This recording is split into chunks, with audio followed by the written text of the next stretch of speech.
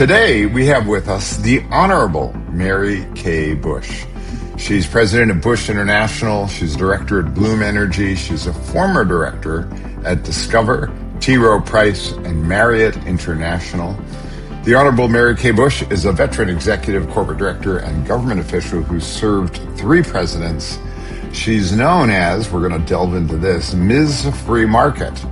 And she's held senior roles, including the U.S. government's representative on the IMF board, the International Monetary Fund board. She's been head of the Federal Home Loan Bank System during the S&L crisis. That'll be an interesting thing to go and explore. And she's the founder of the International Finance Department at Fannie Mae, served on more than a dozen corporate boards, multiple 500, served on the board more than a dozen corporate boards, including multiple Fortune 500 companies. She's a graduate of Chicago Booth with an MBA in finance. And at Fisk University, she was a Phi Beta Kappa member. She brings a unique practitioner's lens to governance, risk management, and international finance. And she's also the chairman of a not-for-profit called Spark the Journey, which mentors low-income youth. I want to hear more about that in a moment as well. Welcome, Mary. Thank you. Nice to be here this morning. So, Mary, in the introduction, that idea of being known as Ms. Free Market, say a little bit about where that came from and how did that title end up in front of you? The Honorable Ms. Free Market. Mary Kay. Well, quite honestly, I consider that one of the more honorable things I've done in life, which is to achieve that reputation. This is when I was on the board of the International Monetary Fund.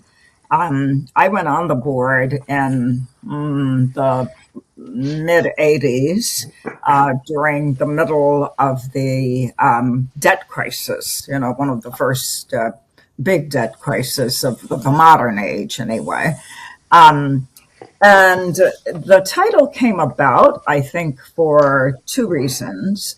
One, there were so many countries to whom the IMF was lending and with whom we were negotiating economic and financial reform programs that had so many regulations and laws and rules that restricted economic growth, that restricted entrepreneurship.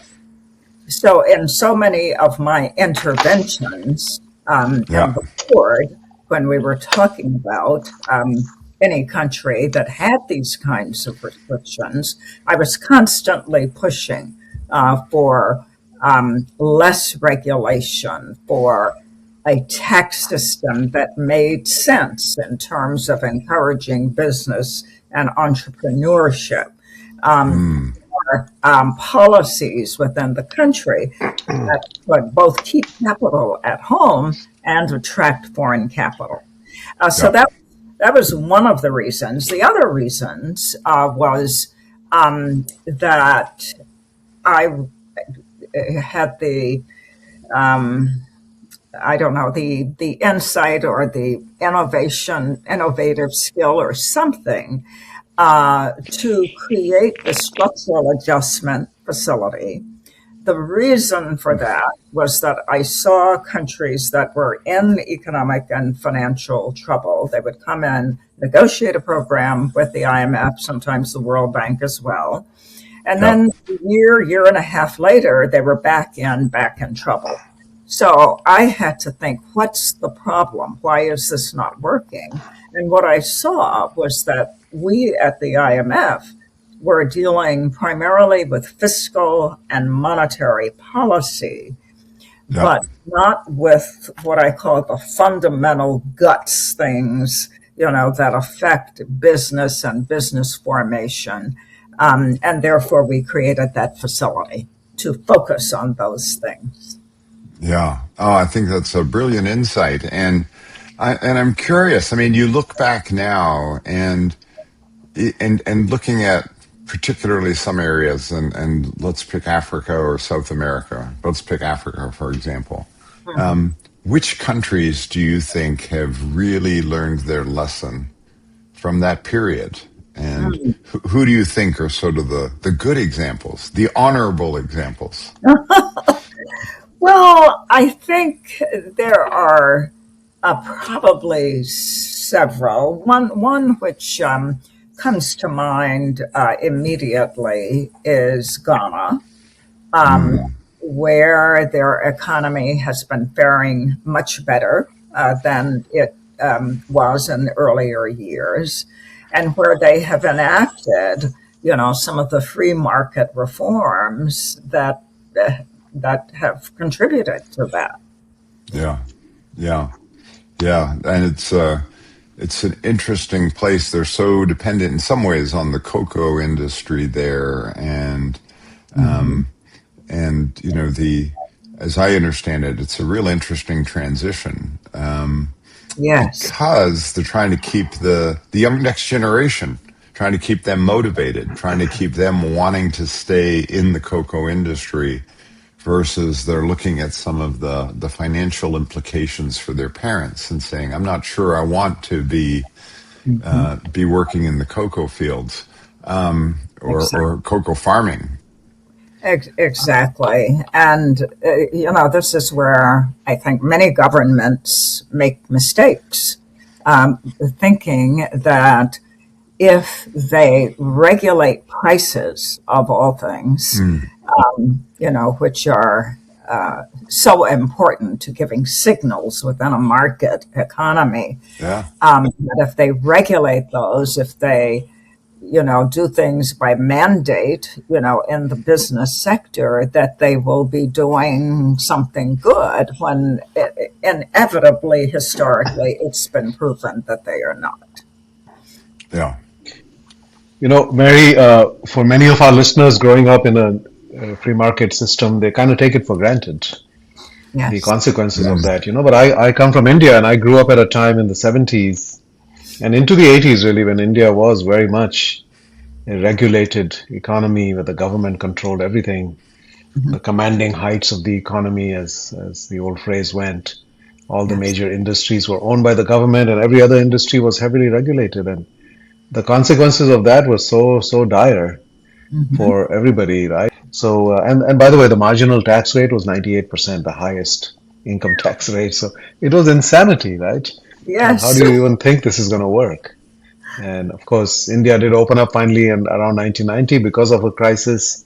And I think the IMF was involved in that. I don't know if that was around when you were there, but you can see the results of that now. It's the most dynamic economy in the world by some measures Yes. today. Yes. Yeah. Absolutely. And just what you've described is what I saw in so many Latin countries and so many African countries in the 80s. So it's very interesting. We in America enjoy so much extraordinary talent from India. And I have to wonder if those restrictions in earlier years are part of what caused, that migration to America to Oh, happen. yeah. But Yeah, absolutely. I mean, the opportunities were so few back then, right? And the pay levels were so exactly, low that it was exactly. not.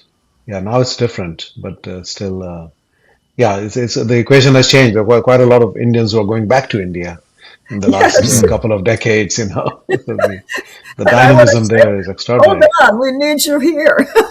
yeah, yeah.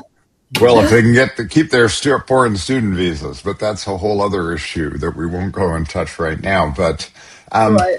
I'm also curious, Mary. You wrote an article on the 50th anniversary of Milton Friedman and his writing, and maybe you talk a little bit about how in that article you were sort of reconciling what people often see as Milton Friedman's more extreme view of focus only on shareholders versus the value of a stakeholder perspective.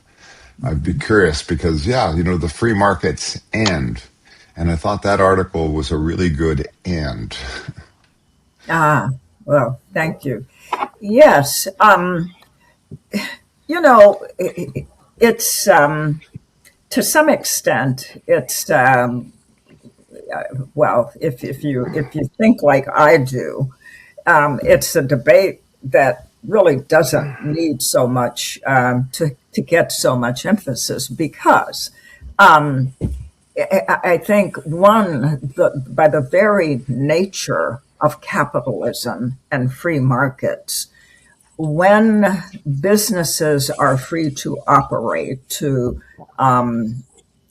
produce, to generate jobs, to generate the need for buying from other companies, their suppliers, all of that is helping society. Mm, Now, I think there is a faction that likes to say, well, business, does nothing for society, but I think that's what they forget about. Now, yeah. Yeah.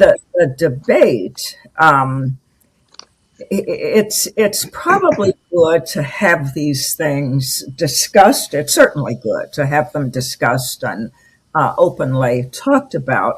But this supposed tension between shareholders Mm, and stakeholders. One, it is not new. It's not something that we've started yeah. talking about in the last decade or the last 20 years. I was Yeah. just part of a symposium and actually a book that's being written where I authored a chapter. And this was all about the Weinbergs, father and son, who ran Goldman Sachs. And this is back in the 40s and 50s. And Mm, one of the things that they were very, very free market, but they were also very much into how the corporation relates to the community, to the mm, environment, to yeah. all of those things that we talk about as stakeholders. So Yeah. stakeholders have always been important. I think they've always been a part of the thinking and the strategy of many companies. That's not to Yeah. say it's been a part of all. Um, Yeah.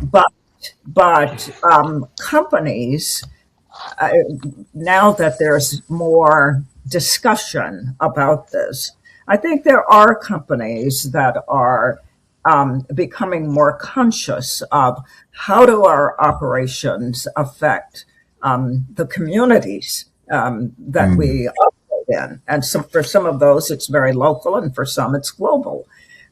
They are becoming more conscious of how do our operations affect the environment, the air, the oceans.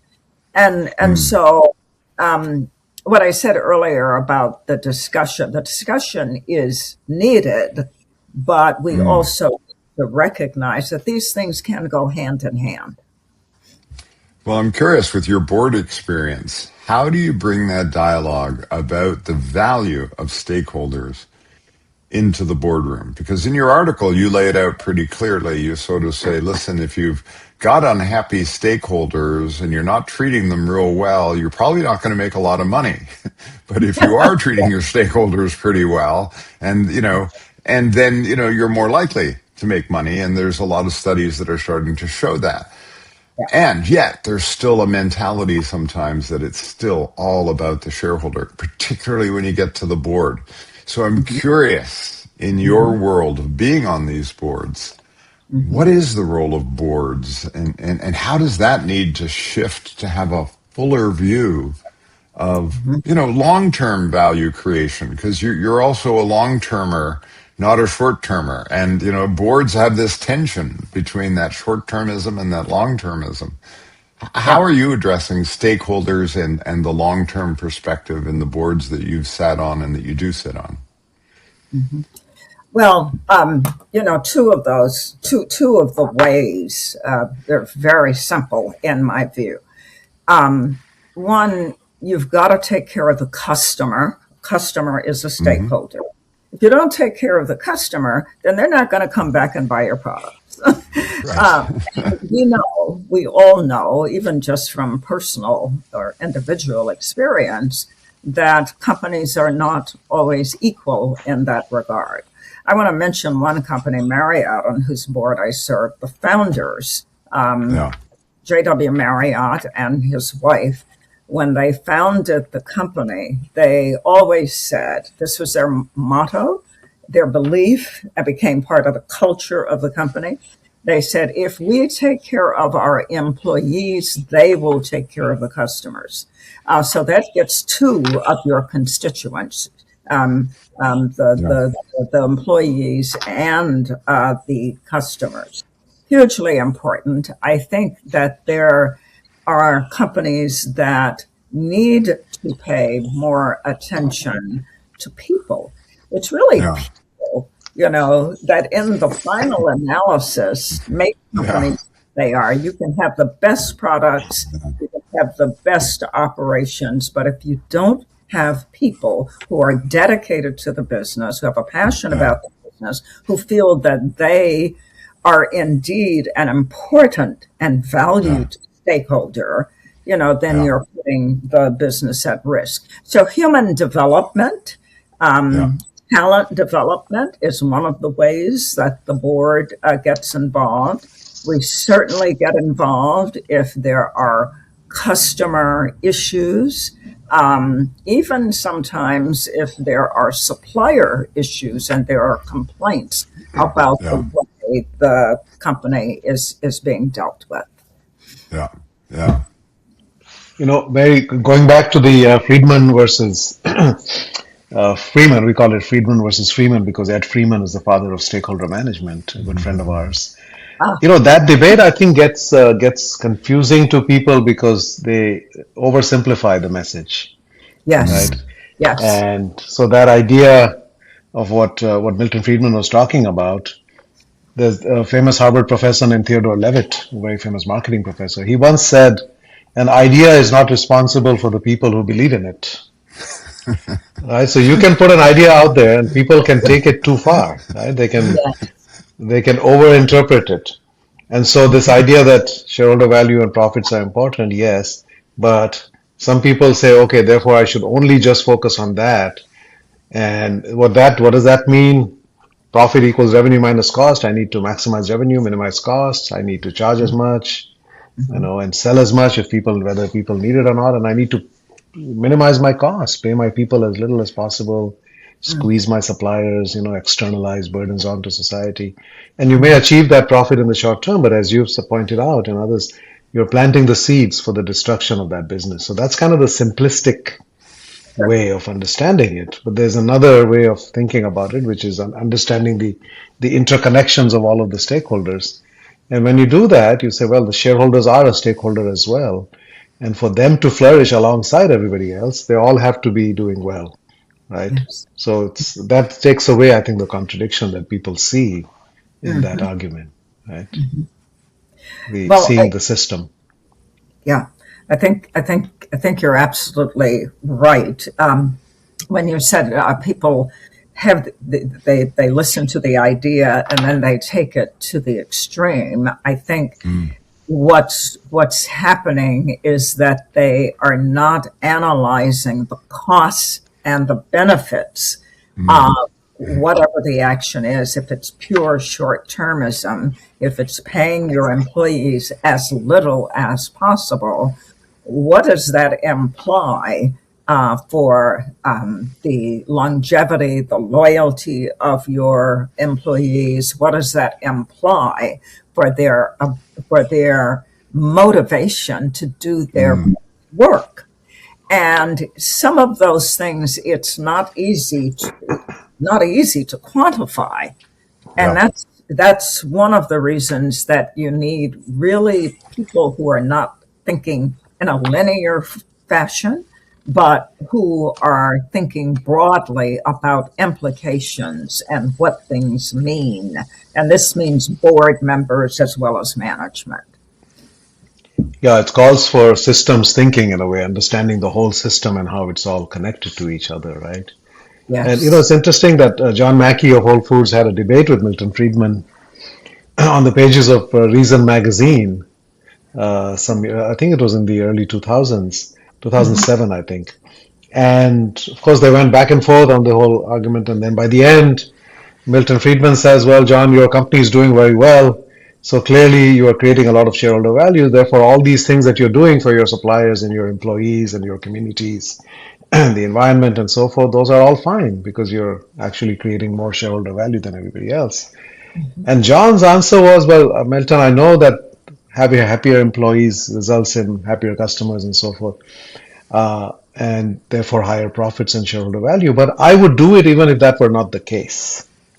So that was an interesting departure to say treating people well, like Jim Sinegal of Costco, when he gets criticized by Wall Street, say, why are you paying your people? At that time, it was double of Walmart. Now the gap is less because Walmart has come up. But why are you paying your people more than you need to? You're stealing from the shareholders. And he said, I believe my people should be able to lead a dignified life and look after their families. And if you don't believe that, please don't recommend my stock. But by the way, we pay our people double, but our sales per employee are 3 times higher.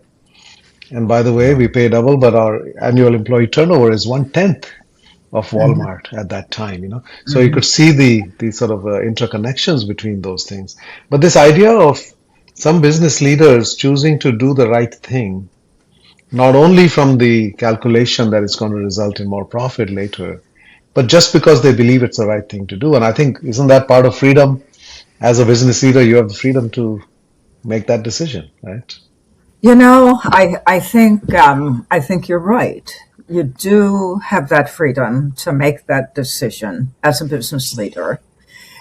I think that for those companies that you mentioned, you talked about, I think, Costco, which was paying their employees more, but down the road, they beat out, Walmart, because of other factors, the longevity of their employees and other things.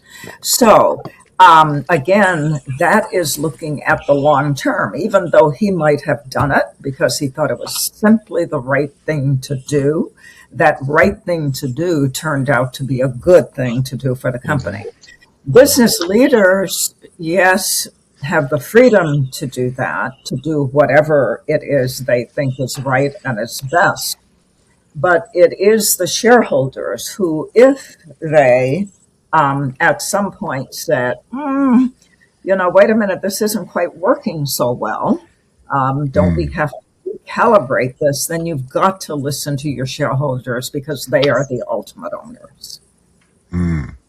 Well, I think it's fascinating, this tension that's coming up here, which is, on the one hand, do the right thing and things will work out. So do the right thing for your customers, do the right thing for your employees, do the right thing for your suppliers.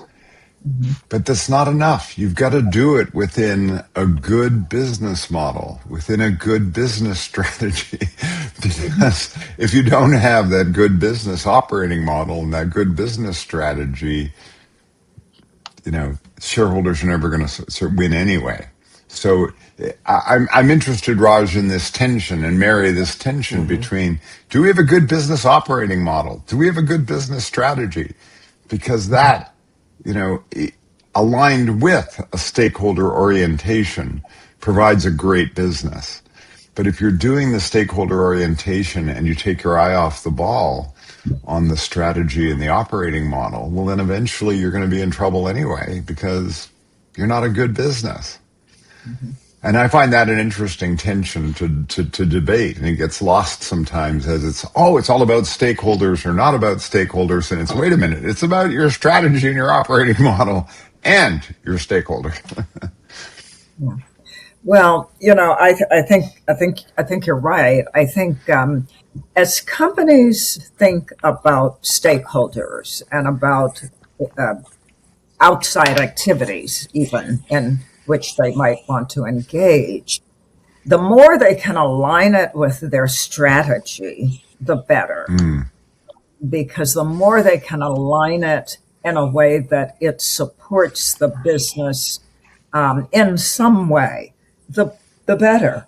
Back to the employees once again, to compensate them well seems to me in most cases to pay off over the medium to the long term, and which is probably the reason that you don't find big shareholders or even small shareholders objecting to, quote, doing the right thing.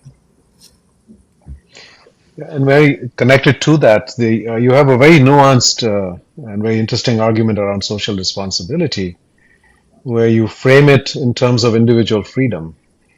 That Yes. if you believe in freedom and then you're polluting the air, you're taking away the right of people in that community to breathe clean air, etc. Right? Right. So talk about this idea of how shareholder value and social responsibility are connected through this idea of individual freedom. And if we keep that in front of us, then we will make sure that we align those things well. Yeah. Yeah. I think that's a very important point. You know, I remember this movie. What was it called? Aaron Brockovich, who, which was based on a true story, who found that so many people in the community were sick. And then she kept digging, digging, and digging and found the cause of it. And it was pollution by a particular company. Those people, probably some of them were employees of that very company.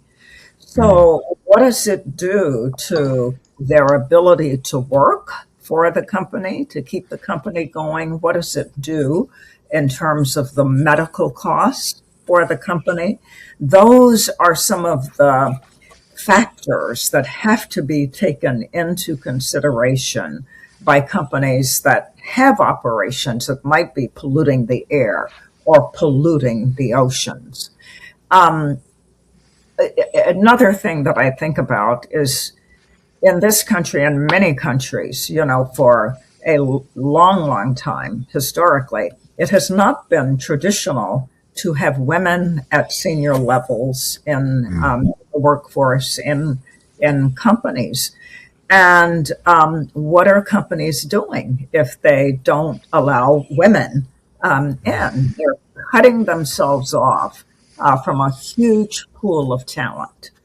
And I'm one who believes that companies, especially nowadays, always, but especially nowadays, with all the disruption, the complexity, with things just moving and changing so fast, you need the best talent that you can find, and you need to look everywhere to get it.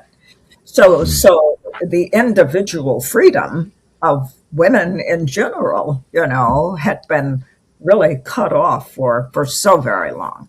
Not a good thing.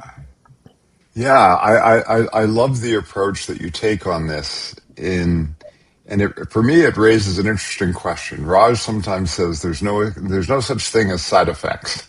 Like every business has effects, and it raises a couple of interesting questions. And I'll just take the air and water example as an example, and sort of say, on the one hand, it's clear you're impinging on the freedom of others.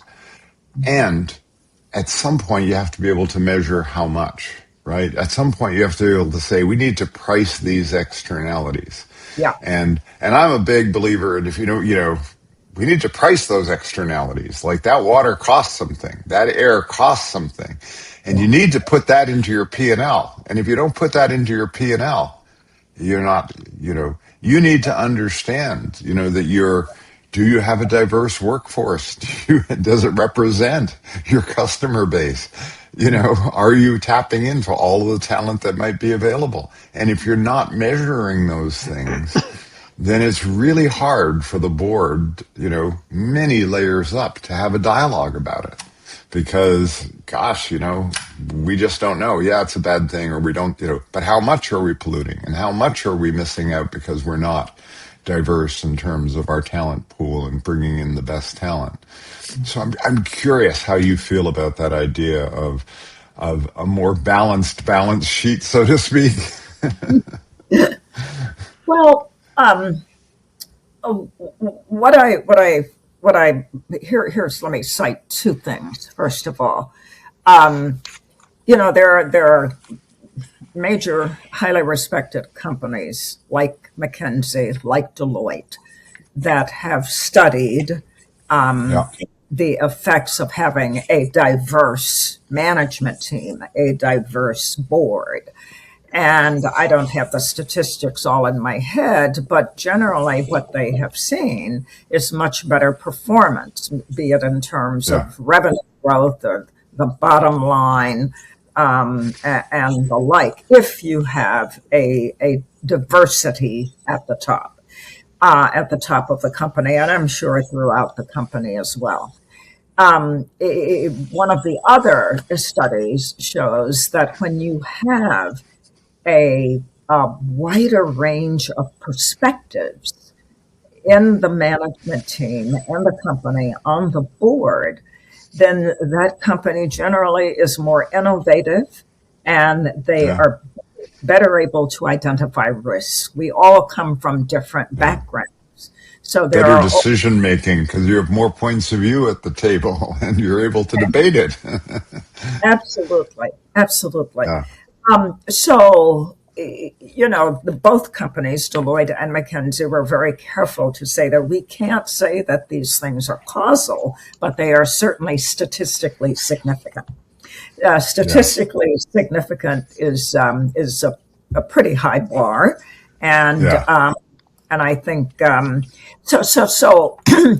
So, in other words, these are ways in which one can begin to get at the cost Yeah.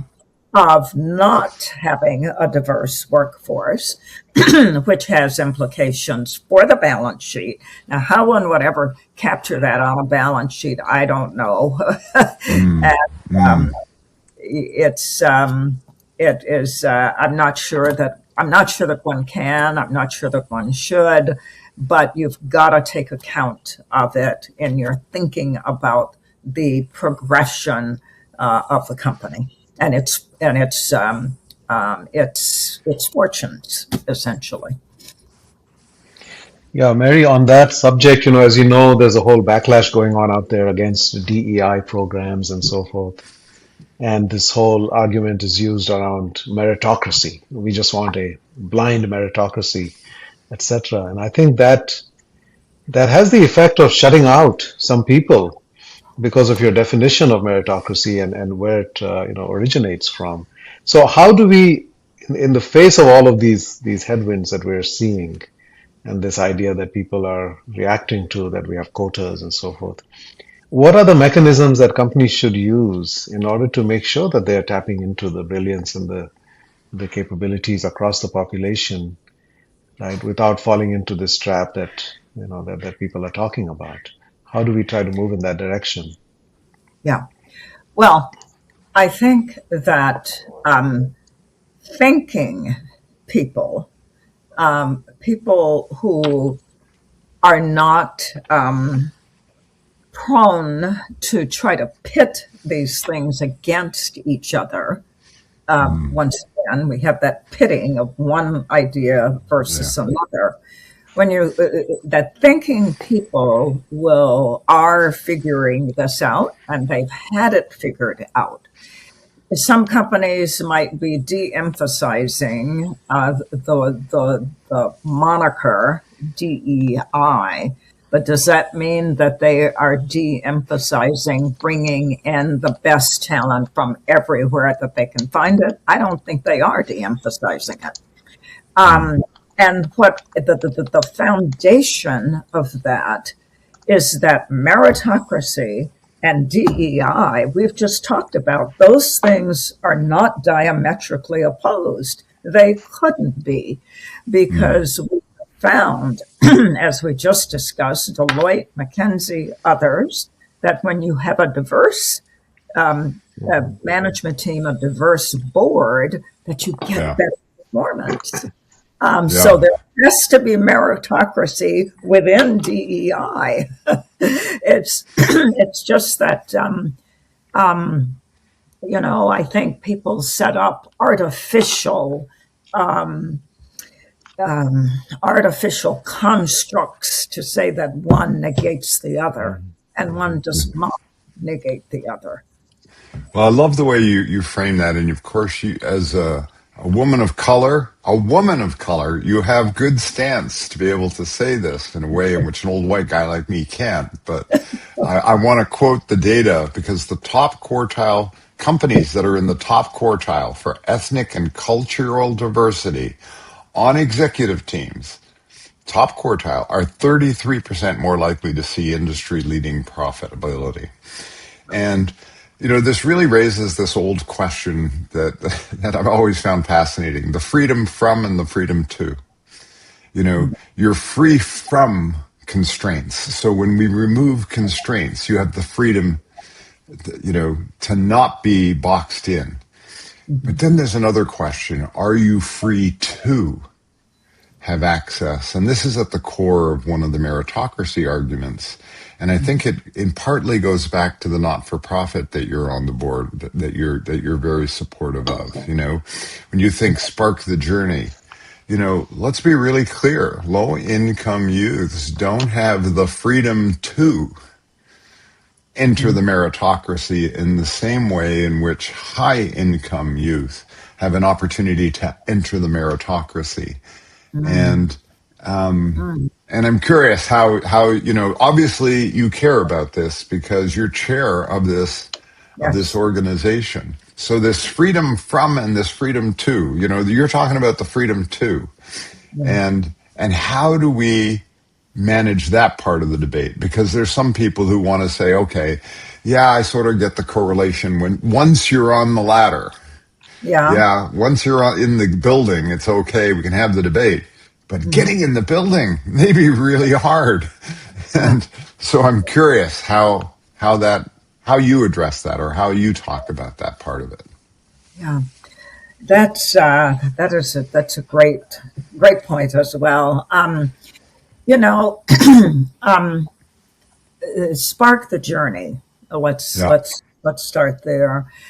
One of the main things that we do is we tap kids who are in highly underperforming schools in the DC area, primarily inner city. We get them into great schools, and we provide mentors for them in every profession you can think of. This is important in helping them to get to that freedom too. Because one, you still need a great education, which was pounded into me as a child down in Birmingham, Alabama.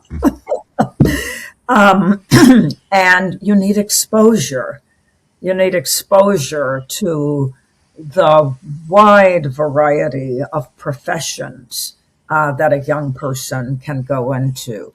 You need exposure to mentors, to people, after you are educated, you can tap and say, I'm looking for a job, and I want to get to that company and that company and that company, and I can, do this, or do you know anybody who can help? So the freedom to, we have to be very honest. Access is not evenly distributed across our country or across any country. And improving access for the kids who don't have the freedom to is very important. Sometimes you have strict not-for-profits doing it, like Spark the Journey. Sometimes, and this is a bit of a trend that I've seen in the United States, you have companies that decide, well, we operate this inner city community, and there's some talent out there, but it needs to be trained. So they work in conjunction with community colleges and other colleges to get those particular kids trained. Is that an investment that may well, for the moment, lower their profits a teeny bit, possibly? But does it pay off for that company over the long term if they have, one, produced some talent that can produce for their company, And if they have also taken kids who might have, whose lives might have been so bad that they might have gone into gangs or resorted to crime, and prevent those kinds of Yeah. social costs. Yeah. So the freedom, too, I think is something that we all need to be concerned about. Yeah. Love it. Love it. Mary, you mentioned you growing up in Birmingham, Alabama. So I'd love to talk a little bit about your origin story. Sure. You probably grew up at a time when opportunities for women and for Black professionals were not that abundant. Yeah. And so, how did your early experiences shape you? I imagine you had a family you mentioned that placed a great emphasis on education. But talk about the milieu in which you grew up and how that shaped you and how that actually also informed your views on opportunity, on markets, and on freedom. Mm. Wow, that's a big one. Well, first of all, yes, I grew up in the 50s and 60s in Birmingham, where Jim Crow laws were still in effect. So, as a Black kid, I couldn't go to restaurants except if there was one, which there was, that was Black owned. I couldn't go to the downtown wonderful public library of all things. I could only go to the small library that was in my community. Those things were efforts to constrict and restrict my freedom. However, I grew up in a community where I would say all of the adults placed high value on education. It was also a community that placed high value on good values, on character, on integrity, honesty, on hard work, and understanding that you were going to have to work hard to make it, and maybe harder than your counterparts, your white counterparts, in order to Yeah. make it in the world. So my parents, my teachers, principal, minister, neighbors, all told me and all of my friends, you can do and be anything you want in life. And they also said, but you got to be twice as good. So it was just a lesson. This is life. This is the way it is. And this is what you need to do to overcome that.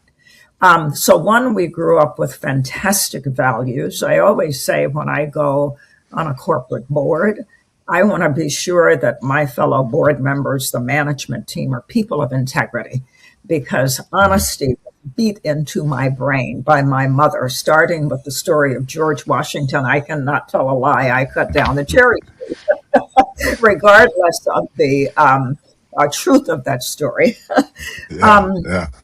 So that was the way I grew up. I grew up hungry for freedom because I always loved learning. I had a very curious mind.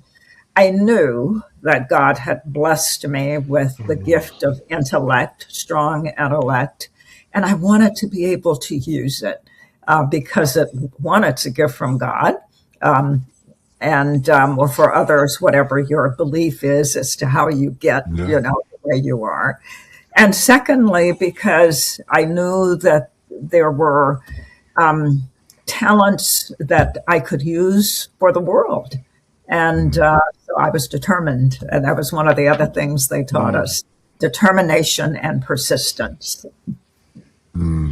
Of course, Martin Luther King used that very language, right? Free at last. Thank God Free Almighty. at last. Free at last, right? Yeah. Wow. Beautiful. Yeah. That gives me goosebumps. I love that. I love Me Yeah. that. too. Yeah. How do we have in the business world a good discussion about the need for freedom to and freedom from, that in a way that's polite, respectful, but it honors the integrity of the dialogue and doesn't try to hide it under a bush or pretend that it's not something we can talk about. Yeah. You know, you have to have people in the room who can simply say, let's just talk about this stuff without anybody getting their backs up, without all the tension. If we don't discuss it, then how will we ever move further forward? That's our whole country, not just a race of people or a gender of people. On one of my boards, we used to have quite frank discussions. I'll tell you something. This was in a city where one of the deaths of a young Black man occurred while in the custody of the local police force. Yeah. And so it was a very trying and horrible time. What the CEO, this is a very forthcoming, and is a man who uses both his intellect and as well as his emotional intelligence very well. He marries them well. And he said to one of the senior Blacks in management, I'd like to talk with our young Black men to see what they are thinking. So they did and he wanted this, the leader from the management, he said, I want you there as well. And he came back to the board, and it was so touching. He said there were people in the room, because he had some of the other management who were just in tears. And he said, one of the things I learned is our young Black men are literally afraid when they're coming to work. They're afraid when they're walking down the street that somebody will pick them up. And there are Black men, as we all know, that this has happened to. When it's a prominent person, then it gets some attention. When it's not a prominent person, it doesn't get attention. So we talked about these things. So what he was doing, he was sensitizing himself. He was sensitizing the rest of his management team to, we've got a group of people working in this company who are, great performers. Some are good performers. They're people that we value. Yet look at what they are having to confront and deal with emotionally just to get to work. Yeah. I think conversations like that can be very, very important. Another company, and I'm going to name this one, this is Marriott.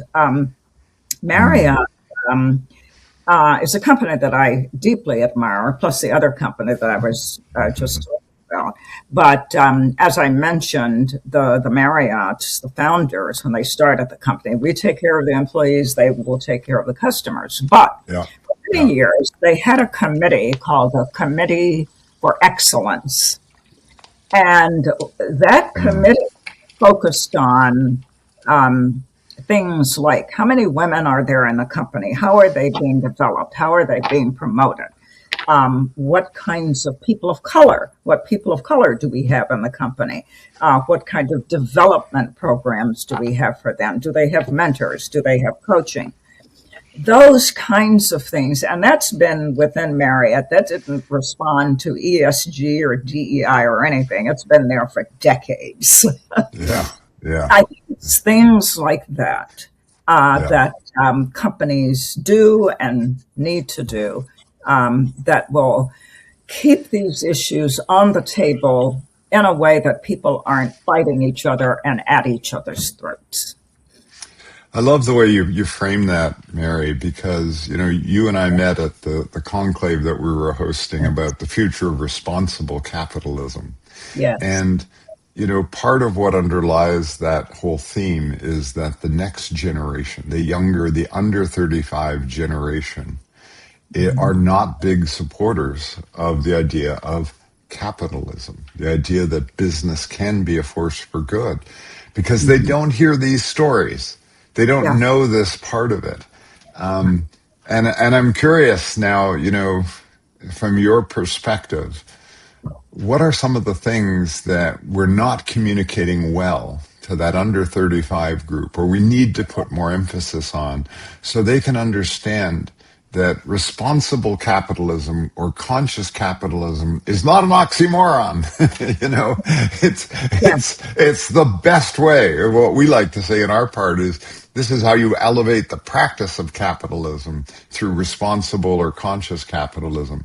But I'm curious what your message is to the younger folk around, hey, don't throw the baby out with the bathwater. Yeah.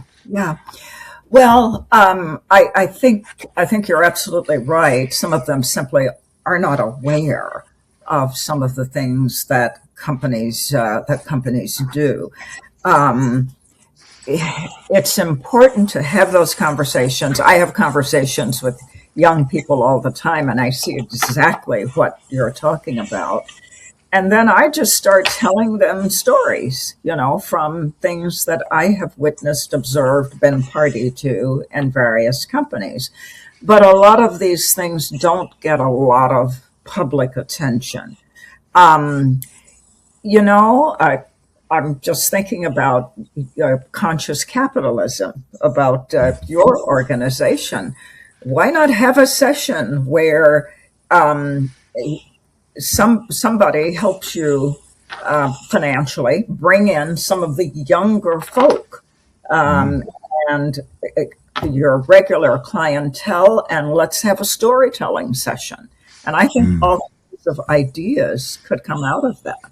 There's another one that I was reminded of recently. It's a company that has nothing to do with ventilators. This was during the early part of the pandemic, when ventilators were badly needed. The local government had all these ventilators, but they couldn't get them to work. So they called up the CEO of a company, the mayor, called up the governor, one of them, called up the CEO of a company that they knew had great engineers, and they said, "Can you help us?" CEO said, "Send us 4 or 5 of them." Overnight, they had them going, and then either did the rest or taught, the government folk how to fix the rest of them. Stories like that aren't getting out to the world. That's saving lives. It's a community service, and he took the time of his people to do it, and I would endorse it, from now till whenever. Yeah. I love it. Yeah. Raj, you're on mute. So, Mary, that was kind of my awakening about the power of capitalism, and I was writing the book Firms of Endearment, and I was literally moved to tears by some of the stories that I was uncovering about how much deep humanity can exist inside for-profit, publicly traded companies. And so that I think is the deeper, what I like to say in our business school experience is typically about the head and the wallet, but we never touch the heart and the soul. And I think that's a big miss. We have to be inspired, as you said, emotional intelligence with that leader. That makes all the difference. And we have to be emotionally connected, and we have to be inspired by what we're doing in business. And all of that exists in spades. Business gives us the opportunity for all of that. I think we sell it short when we only make it about the numbers and the bottom line and efficiency and processes. Yes. I just read about your book, Firms of Endearment, and I look forward to reading it. Well, thank you. I was not trying to plug that, but we like to end with a rapid fire round, Mary, of quick questions, more personal and more fun. So you went to Chicago Booth. Which professor impacted you the most there in your 2 years? Oh my God. His name was Ketchum, and he taught the course on investment management. Wow. And speaking of which are the leaders, past or present, that you most admire? Oh, well, someone, I think it was Timothy who mentioned one, Martin Luther King. Winston Churchill, I love and admire. He was a man of such courage, such intelligence and emotional intelligence, and he helped save the world for freedom and capitalism and democracy. Well, Mary, I want to thank you very much for your time and integrity and honesty and the example you are of combining caring with integrity with